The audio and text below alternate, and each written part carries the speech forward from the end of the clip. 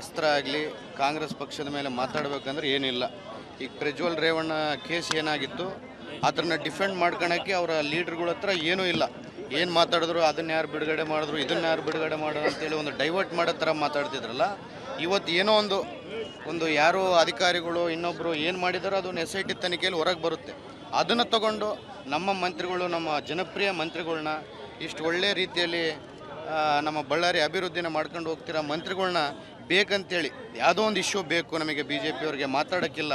ನೈತಿಕವಾಗಿ ನಾವು ಕಾಂಗ್ರೆಸ್ ವಿರುದ್ಧವಾಗಿ ಮಾತಾಡಬೇಕಂದ್ರೆ ನಮ್ಮ ಹತ್ರ ಏನೂ ಸಬ್ಜೆಕ್ಟ್ ಇಲ್ಲ ಅಂತೇಳಿ ಎಲ್ಲಿಂದನೋ ಯಾರೋ ಮಾಡಿದ ತಪ್ಪಿಗೆ ನಮ್ಮ ಮಂತ್ರಿಗಳನ್ನ ಅವ್ರನ್ನ ಹೊಣೆ ಮಾಡಿ ಅವ್ರ ವಿರುದ್ಧವಾಗಿ ಇವ್ರು ಮಾತಾಡಿ ರಾಜೀನಾಮೆ ಕೊಡಂತೇಳಿ ಕೇಳ್ತಿದ್ದಾರೆ.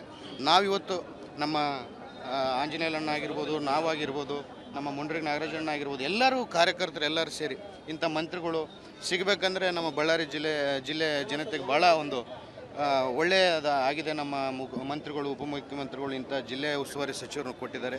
ಇಂಥವ್ರನ್ನ BJPಯವರು ಹೇಳ್ತಿರ್ತಾರೆ, ಆದರೆ ಇಷ್ಟು ದೊಡ್ಡ ಜನ ಅವ್ರ ಹಿಂದೆ ಇದ್ದಾರೆ. ಅವರು ಯಾರೋ ಅಧಿಕಾರಿಗಳು ಇನ್ನೊಬ್ಬರು ಬ್ಯಾಂಕ್ ಅವರು ಮಾಡಿದ ತಪ್ಪಿಗೆ ನಮ್ಮ ಮಂತ್ರಿಗಳನ್ನ ತಾವು ಯಾವುದರಲ್ಲಿ ತಪ್ಪು ಹಿಡಿಬಾರ್ದಂತೇಳಿ ನಾವು ಒಂದು ಮನವಿಯನ್ನು ಅವ್ರನ್ನ ಕೇಳ್ತೀವಿ. ತಮ್ಮ ಬೆಂಬಲಿಗರನ್ನು ಮತ್ತು ಆಫೀಸರ ನಿಯಂತ್ರಣ ಮಾಡಲು ಫೇಲರ್ ಆದಂತ ಇಲ್ಲ, ಆ ಥರ ಅಲ್ಲ. ಈಗ ನೋಡಿ, ಅವರು ಮಂತ್ರಿಯಾಗಿ 9 ತಿಂಗಳಾಗಿತ್ತು, ಎಲ್ಲ ಸೆಟ್ರೇಟ್ ಮಾಡ್ಕೊತಿದ್ರು. ಒಂದೊಂದು ಅವ್ರು ಭಾಳಷ್ಟು ಕನಸುಗಳನ್ನ ಕಟ್ಕೊಂಡಿದ್ರು. ಈ ಪರಿಸ್ಥಿತಿ ಏನು ಅವ್ರಿಗೆ ಖಾತೆ ಸಿಕ್ಕಿತ್ತಲ್ಲ, ಆ ಖಾತೆಯಲ್ಲಿ ನಾನು ವಾಲ್ಮೀಕಿ ಸಮುದಾಯಕ್ಕೆ ಇದು ಮಾಡಬೇಕು, ಹಿಂದುಳಿದ ವರ್ಗದ ಜನತೆಗೆ ಇದು ಮಾಡಬೇಕು ಅಂತೇಳಿ ಭಾಳಷ್ಟು ಕನಸುಗಳನ್ನ ಇಟ್ಕೊಂಡಾಗ ಎಲ್ಲೋ ಒಂದು ರೀತಿಯಲ್ಲಿ ಯಾರೋ ಒಂದು ತಪ್ಪು ಮಾಡೋಕ್ಕೆ ಹೋದಾಗ ಎಲ್ಲವೂ ನಮ್ಮ ಕಣ್ಣಿಗೆ ಕಾಣುತ್ತಾ. ಈಗ ನಿಮ್ಮದೇ ಕಂಪ್ನಿ ಇರುತ್ತೆ. ಒಬ್ಬ ಆರೋಪಿ ಹೆಸರು ಕೇಳಿ ಬರ್ತಾ ಇದೆ, ಯಾರೋ ಲಿಕೆಂಟಿ ನಾಗರಾಜ್ ಹೆಸರು ಕೇಳಿ ಬರ್ತಾ ಇದೆ.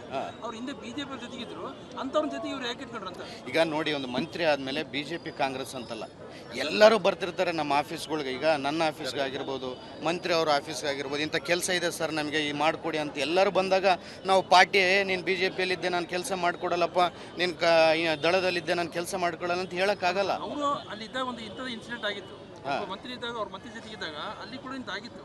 ಇದೆಲ್ಲ ಗೊತ್ತಿದೆಲ್ಲ ಮೋಸ ಹೋದ್ರೆ ಅಲ್ಲೆಲ್ಲ ಮೋಸ ಹೋಗೋದು ವಿಚಾರ. ಈಗ ಬರ್ತಿರ್ತಾರೆ, ಈಗ ಎಲ್ಲರೂ ಒಳ್ಳೆಯವರು ಕೆಟ್ಟವರು ಎಲ್ಲರೂ ಆಫೀಸಿಗೆ ಬರ್ತಿರ್ತಾರೆ, ಕೆಲ್ಸಗಳು ಕೇಳ್ತಿರೋ ಅಂದಾಗ ಒಂದು ಜವಾಬ್ದಾರಿ ಸ್ಥಾನದಲ್ಲಿದ್ದಾಗ ನೀನು ಬರಬೇಡಪ್ಪ ಅನ್ನೋಕ್ಕಾಗತ್ತಾ? ಒಂದು ಮನುಷ್ಯಗೆ ಮಾನತ್ವ ಇರುತ್ತಲ್ಲ. ಬಂದಿರ್ತಾರೆ, ಅವರು ಕೂತಿರ್ತಾರೆ, ಏನೋ ಕೆಲಸ ಕೇಳಿರ್ತಾರೆ, ಮಾಡಿಸ್ಕೊಂಡು ಹೋಗಿರ್ತಾರೆ. ಹೊರತು ನಮ್ಮ ಮಂತ್ರಿಗಳಿಂದ ಅವರಿದ್ದಾರೆ ಅನ್ನೋಕ್ಕೆ ತಪ್ಪದು. ಸರ್, ಈಗ ಪ್ರಮುಖವಾಗಿ ತೆಲಂಗಾಣಕ್ಕೆ ಯಾಕೆ ಹೋಯ್ತು, ಮಾಡಿದ್ದಾರೆ ಆ ದುಡ್ಡನ್ನು ಅನ್ನೋದು ಒಂದು ಕಡೆ BJPಯವರು ಹೇಳ್ತಾರೆ. BJPಯವ್ರಿಗೆ ಇಶ್ಯೂ ಬೇಕು ಗುರು. ತೆಲಂಗಾಣಕ್ಕೆ ಕಳಿಸಿದೀವಿ ಅಂತಾರೆ, ನಾಳೆ ಬೆಳಗ್ಗೆ ಇನ್ನೊಂದು ಕಡೆ ಕಳಿಸಿದೀವಿ ಅಂತಾರೆ, ಇಡೀ ಭಾರತ ದೇಶಕ್ಕೆ ನಾವೇ ಕಳಿಸಿದೀವಿ ಅಂತ ಕೂಡ BJPಯವ್ರು ಹೇಳ್ತಾರೆ. ಅದಕ್ಕೇನು ತನಿಖೆ SIT ತನಿಖೆ ರಚನೆ ಆಗಿದೆ, SIT ತನಿಖೆ ಮಾಡುತ್ತೆ. SIT ತನಿಖೆ ಮಾಡಿದ್ಮೇಲೆ ಎಲ್ಲ ಸತ್ಯಾಂಶಗಳು ಹೊರಗೆ ಬರ್ತಾವಲ್ಲ. ಸರ್, ಈಗ BJPಯವರು ರಾಜೀನಾಮೆ ಕೊಡೋಕೆ ಒತ್ತಾಯಿಸ್ತಾರೆ, ನೀವೇನು ಹೇಳ್ತೀರಿ? ರಾಜೀನಾಮೆ ಯಾಕೆ ಕೊಡಬೇಕು? ತಪ್ಪೇ ನಾವು ಮಾಡಿಲ್ಲ, ನಾವು ರಾಜೀನಾಮೆ ಯಾಕೆ ಕೊಡಬೇಕು? ನಾವು ತಪ್ಪು ಮಾಡಿದಾಗ, ಇಷ್ಟಕ್ಕೆ ಮುಂಚೆ ಯಾರನ್ನು ಬೇರೆಯವ್ರು ತಪ್ಪು ಮಾಡಿದ್ರೆ ಅವ್ರು ರಾಜೀನಾಮೆ ಕೊಟ್ಟರು. ಯಾರೋ ಮಾಡಿದ ತಪ್ಪಿಗೆ ಇಷ್ಟು ಒಳ್ಳೆಯ ವ್ಯಕ್ತಿನ ರಾಜೀನಾಮೆ ಮಾಡಂತ ಹೇಳಿ ಈಶ್ವರಪ್ಪನವ್ರದ್ದು ಪ್ರಕರಣ ಅದು ಬೇರೆ. ಅದರಲ್ಲಿ ಈಶ್ವರಪ್ಪ ಖುದ್ದು ನನಗೆ 40% ಕೇಳ್ತಿದ್ದಾನೆ ಅಂತೇಳಿ ಕಾಂಟ್ರಾಕ್ಟರ್ ಹೆಸರು ಬರೆದೋಗಿತ್ತ, ಅದು ಪ್ರಕರಣ. ಸಚಿವರ ಮೌಖಿಕ ಆದೇಶ ಅಂತೇಳಿ ಅವರು ಬರೆದಿದ್ದಾರೆ ಅಂತ ನಮಗೆ ಅಲ್ಲಿ ಯಾವುದೋ ನಿಮ್ಮ ಮೀಡಿಯಾದಲ್ಲಿ ಬಂದಂಥ ನ್ಯೂಸಲ್ಲೇ ನಾನು ನೋಡಿದೆ. ಮೌಖಿಕ ಆದೇಶ ಅಂದರೆ ಈಗ ಆಫೀಸರ್ಗಳು ಕೆಲವಷ್ಟು ಮಂದಿ ಬೇರೆ ಚಿಕ್ಕ ಆಫೀಸರ್ಗಳು ಏನೋ ಒಂದು ಹೇಳೋಕೆ ಏನಂತಾರೆ, ಸಚಿವರು ಹೇಳಿದಾರಪ್ಪ ನೀನು ಮಾಡಬೇಕು ಅಂತೇಳಿ ಈಗ ಇಲ್ಲೇ ಬಳ್ಳಾರಿ ಅಲ್ಲಪ್ಪ ಯಾವುದೋ ಸಣ್ಣ ಆಫೀಸಲ್ಲಿ MLA ಹೇಳಿದಾರಂತಪ್ಪ ಮಾಡ್ಬೇಕಂತೇಳಿ ನಾವು ಹೇಳ್ದಂಗೆ 100 ಹೇಳ್ತಿರ್ತಾರೆ. ಅವ್ರದೇ ಖಾತೆ, ಅವ್ರದೇ ಜವಾಬ್ದಾರಿ ಇರುತ್ತೆ. ಒಂದು ಮನುಷ್ಯ ಒಂದು ತಪ್ಪು ಕೆಲಸ ಮಾಡ್ಬೇಕಂದಾಗ ಬೇರೆ ಅವ್ರನ್ನ ಹೆಸರುಗಳು ಸೇರಿಸ್ಕೊಂಡು ದೊಡ್ಡವ್ರ ಹೆಸರುಗಳು ಸೇರಿಸ್ಕೊಂಡು ಮಾಡ್ತಾರೆ. ನಿಮಗೆ ಗೊತ್ತಿರ್ಬೋದು, ಭಾಳಷ್ಟು ಅವ್ಯವಹಾರ ನಡೆದಾಗ